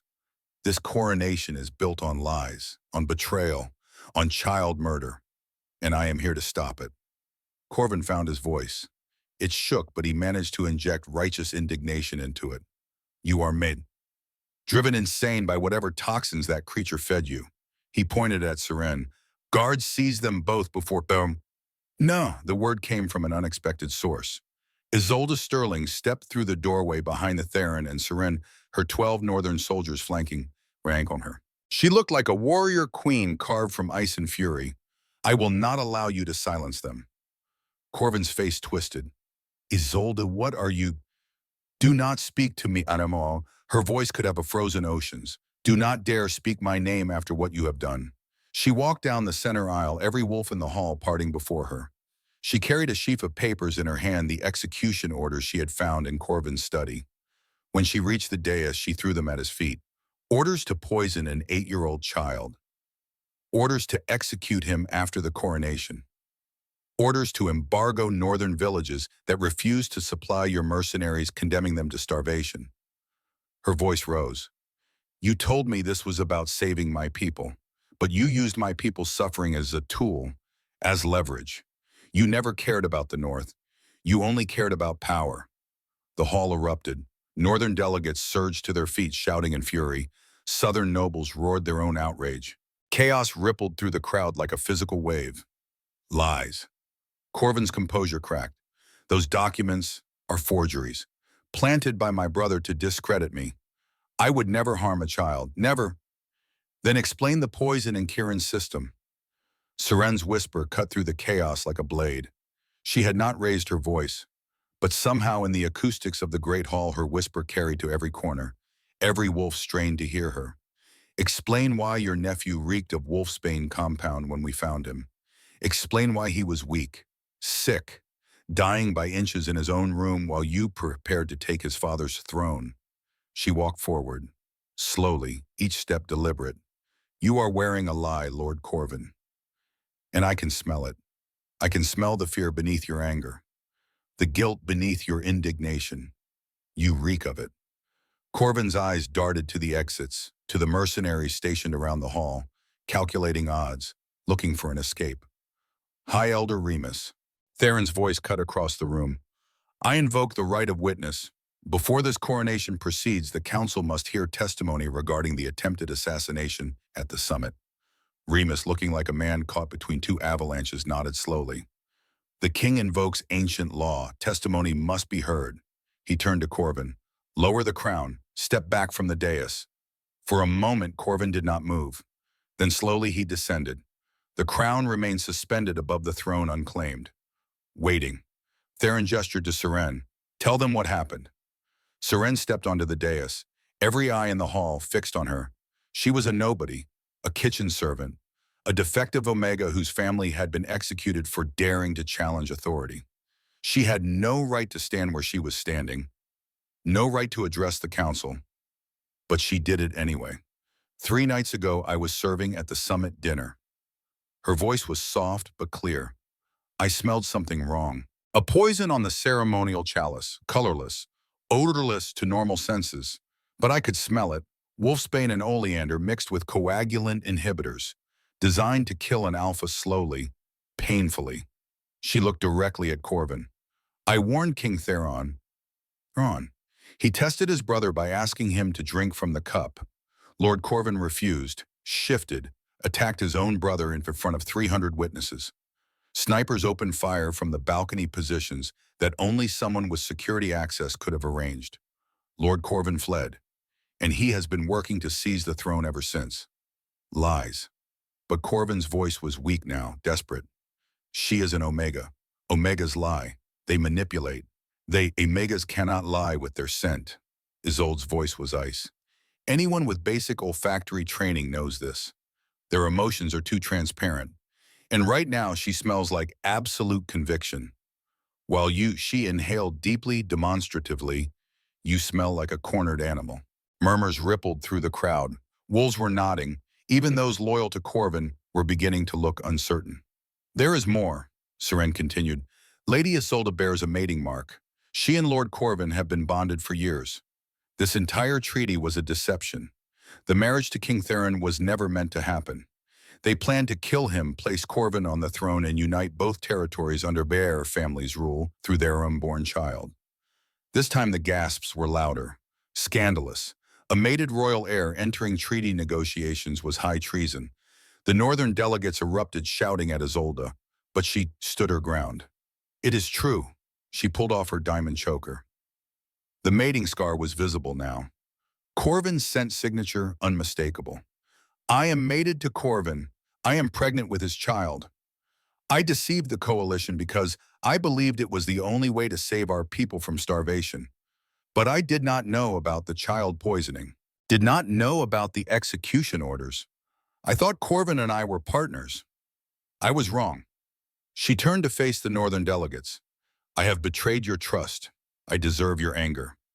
But before you condemn me, know this, I have made a deal with King Theron. He will share the Clearwater Basin water rights, equally, administered by a joint council. No more children on either side will die of thirst. That is what I fought for. That is what I will die for, if necessary. Ambassador Thane, the Northern Coalition's chief delegate, stood slowly. He was an old wolf, scarred and grim, with eyes that had seen too many wars.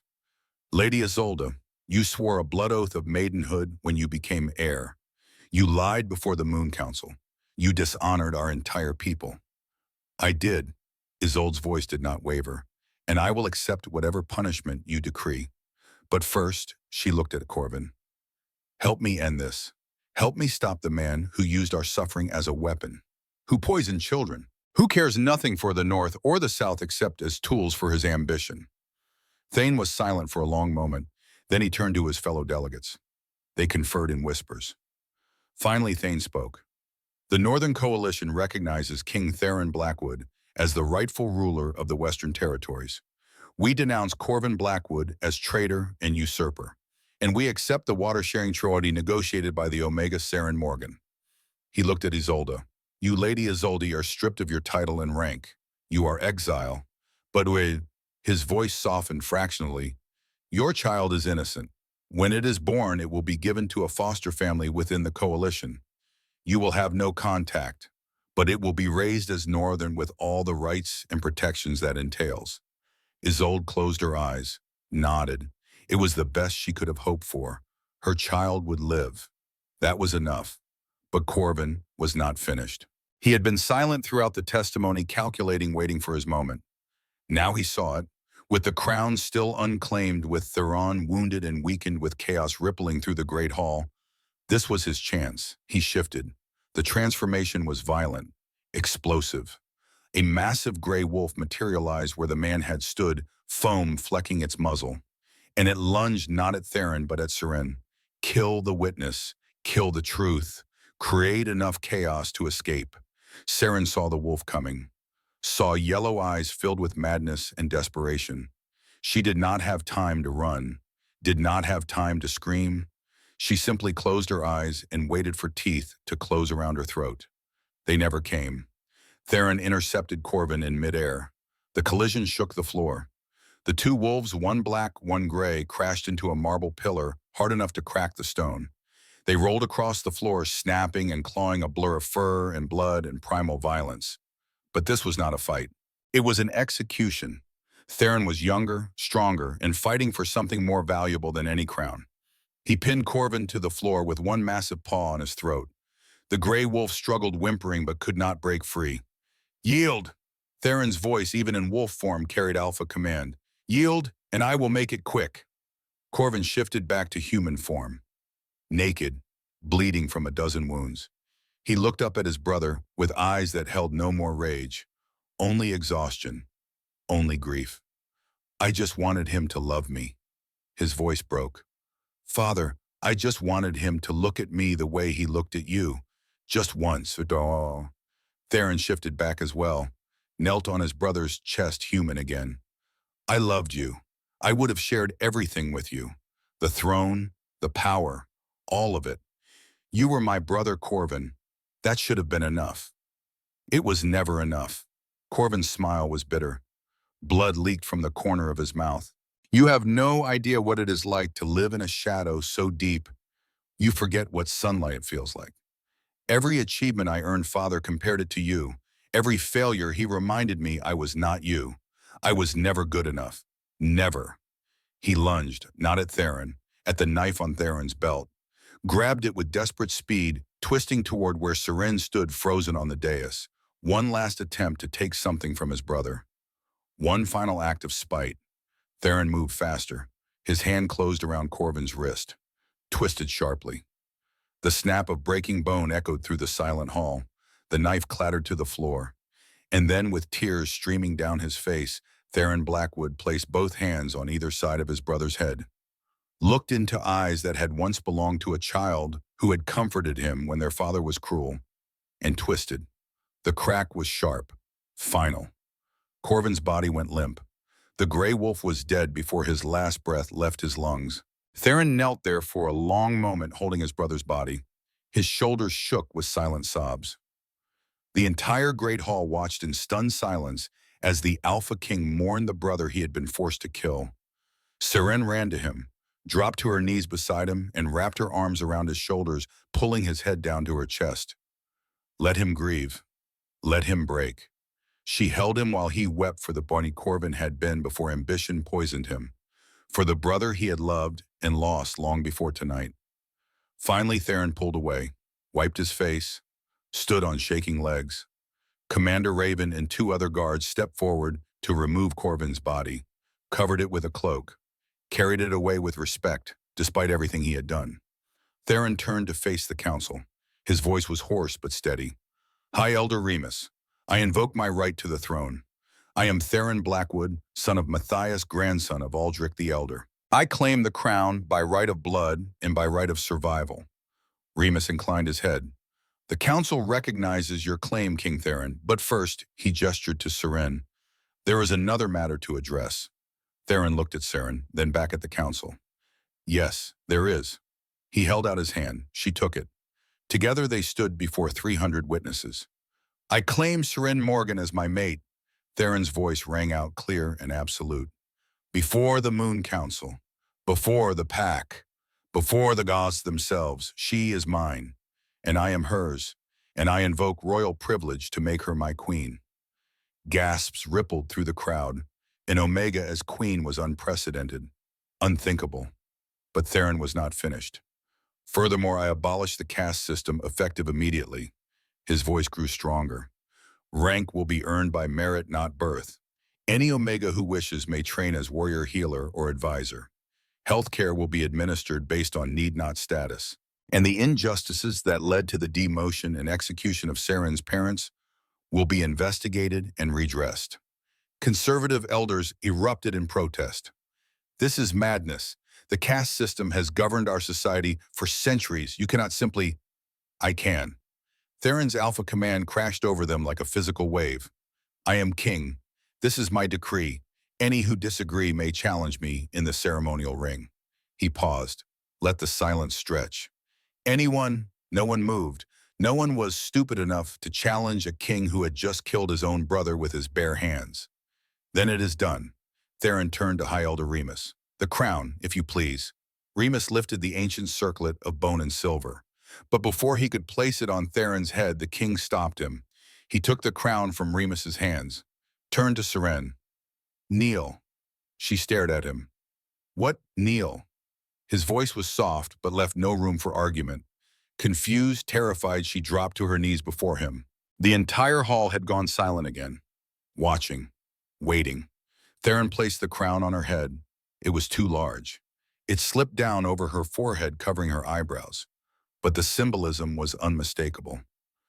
You saved my life. His voice was thick with emotion. You saved my son. You stopped a coup through courage and intelligence when warriors failed. You negotiated peace when I could not.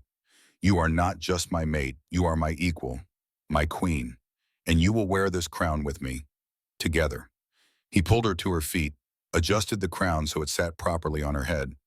Then he took her face in his hands and kissed her. Not gently, not carefully.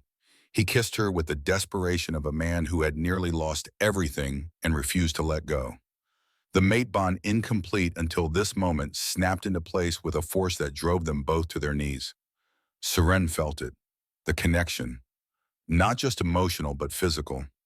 She could feel Theron's heartbeat as if it were her own, could feel his grief, his love, his absolute unwavering certainty that she was his and he was hers, and nothing in this world would ever separate them again. When they finally broke apart, gasping, the crown had fallen from her head. Theron picked it up. This time he placed it on his own brow where it belonged. Prepare the mating ceremony, he commanded. Tonight, I will not wait another hour to bind myself to her before the gods. Remus bowed. It is you command, your majesty. The hall erupted in cheers and shouts, some in celebration, some in protest, but all acknowledging one immutable truth. Theron Blackwood was king, and the Omega who had whispered a warning was his queen. That night they stood before the Moon Council in the ancient temple beneath the palace. Candles burned in a circle around them. Witnesses packed the space nobles and servants alike, alphas and omegas, standing shoulder to shoulder for the first time in living memory. The ceremony was simple, ancient. Theron placed his bite on Seren's neck, a sharp claiming pain that blossomed into overwhelming pleasure as the bond solidified completely. She bid him in return, marking him as hers. Blood mixed with blood, soul with soul. When it was done, Seren could feel him constantly, a warm presence in the back of her mind, comfort and strength and home. They retired to the royal chambers, made love with a desperation born of nearly losing each other, fell asleep tangled together, the mate bond humming between them like a living thing. 6 months later, Seren stood on the balcony of the royal suite, her hand resting on her swollen belly. She was 7 months pregnant. The baby kicked enthusiastically, as if already eager to meet the world her mother was building. Below in the courtyard, the first graduating class of the Omega Training Academy stood in formation. 30 young Omegas, male and female, receiving their commissions as warriors, healers, and advisors. Commander Raven stood before them, pinning badges to their uniforms with the same respect he had shown Alpha recruits. How are you feeling? Theron came up behind her, wrapping his arms around her waist and resting his chin on her shoulder. Fat, uncomfortable, ready for this child to be born. She leaned back against him. But happy. I am so happy. A knock at the door interrupted them. Kieran burst in without waiting for permission, 8 years old and growing bolder every day. Father, Lady Seren, you have to come see Uncle Raven. Let me hold a real sword. Uncle Raven is going to get himself demoted if he keeps spoiling you. But Theron was smiling. He ruffled his son's hair. Go wash up for dinner. We will be down in a moment. Kieran ran off, already shouting for the servants. Theron and Seren stood together in comfortable silence, watching the sun set over the mountains. Another knock. This time it was a servant. Your Majesties, you have a visitor. She says. The servant looked uncomfortable. She says she has nowhere else to go. Theron and Seren exchanged glances. They walked together to the throne room, and there, standing at the base of the dais, was Isolde Sterling. She looked terrible. Thin and pale, her belly swollen with pregnancy. She wore simple traveling clothes, nothing like the regal gowns she had favored. She held a bundle in her arms, a baby wrapped in blue cloth. "Your Majesty," she bowed to both of them. Her voice cracked. I, I am sorry to intrude. I have nowhere else to turn." Seren descended the dais steps, looked at the baby in Isolde's arms. "You gave birth 3 months ago, in exile?" Isolde's tears fell freely now. "I named him Rowan, after the old stories about the tree that protected travelers. I hoped he could be a symbol of protection, of new beginnings. But I cannot return to the north. They will kill him for being Corvin's son. I came to beg." She looked at Seren with desperate eyes. "Please let him grow up here. I will work. I will serve. I will do anything. Just please do not let him suffer for his father's crimes." Theron's face was carved from stone. This woman had tried to kill him, had conspired with Corvin, had betrayed treaties and oaths. He should throw her out, exile her permanently. But Seren placed a hand on his arm. "He is a baby, innocent. We do not punish children for their parents' mistakes."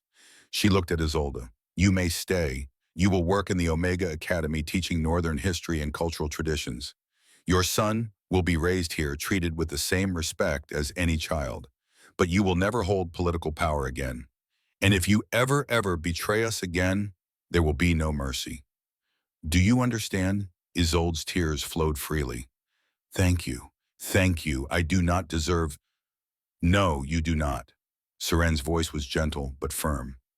"But your son does. We do not continue cycles of vengeance. We break them. That is what this new world is about." She took baby Rowan from Isolde's arms, looked down at the sleeping infant. He had his mother's pale hair and his father's hazel eyes. But he was innocent, pure, and he would grow up in a world where Omegas were not slaves, where children were not poisoned, where justice actually meant something. "He will be safe here," Seren promised. She handed the baby back to Isolde. "You both will." Months passed, seasons turned. Seren gave birth to a daughter on the first day of spring. They named her Diana after Seren's mother. She had her father's steel blue eyes and her mother's gift for scent. The healer said she could smell emotions even as a newborn, a gift that would make her extraordinary. The Omega Training Academy flourished. Within a year, 300 students enrolled. Some became warriors, some became healers. Some became advisors who sat on the newly reformed council alongside alphas and betas. The caste system crumbled not through violence, but through simple, stubborn proof that Omegas were just as capable as anyone else. The water-sharing treaty with the North transformed both territories. Northern children stopped dying of thirst. Southern farmers shared irrigation techniques. Trade flourished. And slowly, painfully, the wounds of 15 years of war began to heal. Isolde kept her word. She taught at the academy, sharing knowledge of Northern culture and history. She raised Rowan in exile, watching from a distance as he grew strong and healthy. And she never asked for forgiveness because she knew she did not deserve it. But she worked every day to earn back even the smallest measure of trust. On Diana's first birthday, Seren stood before a crowd of thousands gathered in the palace courtyard. She held her daughter on her hip and spoke in that same soft whisper that had once saved a king. "My mother taught me that being right does not matter if no one listens. For a long time I believed that. I made myself small, invisible, because the world taught me that was the only way to survive." She looked down at Diana, who was trying to grab her crown. "But I was wrong. Being right always matters. Speaking truth always matters. Even if your voice shakes, even if you are terrified, even if you are just one small person against an empire." She shifted Diana to her other hip. "You will grow up in a world where you never have to be invisible, where your voice, low or soft, will be heard, where Omegas are not slaves but citizens, where children are not poisoned for political gain, where justice is not just a word but a reality we fight for every single day." The crowd erupted in applause. Theron stood beside her, his hand on her back, supporting her, as he always would. That night, as they put Diana to bed in the nursery, Seren whispered to her daughter, "Power does not have a scent anymore, little one. It has a voice, even if it is just a whisper. especially if it is just a whisper, because sometimes the quietest voices carry the most truth. Diana yawned and closed her eyes, already drifting to sleep. Theron wrapped his arms around the Siren from behind, and together they watched their daughter sleep. "Do you ever regret it?" he asked quietly. "The life you could have had if you had stayed invisible, safe?" "Never." Siren turned in his arms to face him. She gestured to the nursery, to the palace beyond, to the kingdom they were building together. "This is what I was meant for. Not hiding, not disappearing, but standing, speaking, changing things. You changed me." Theron kissed her forehead. "You changed everything." "We changed everything," she corrected, "together." And in the nursery of the royal palace, surrounded by the kingdom she had helped rebuild, through courage and whispered truth, Sirin finally allowed herself to believe what Theron had told her all those months ago in Aldrich's cabin. She was not small. She never had been. She was extraordinary, and she always would be. Far beyond the palace walls, in the deep forest where the old magic still lived, a blind wolf stood on a hilltop and smiled. Aldrich had watched it all unfold. The rescue, the revolution, the rebuilding. "You did well, ghost girl," he whispered to the wind. "Your mother would be proud." Then he turned and walked back into the trees, back into legend, leaving behind a kingdom transformed by a single whispered warning.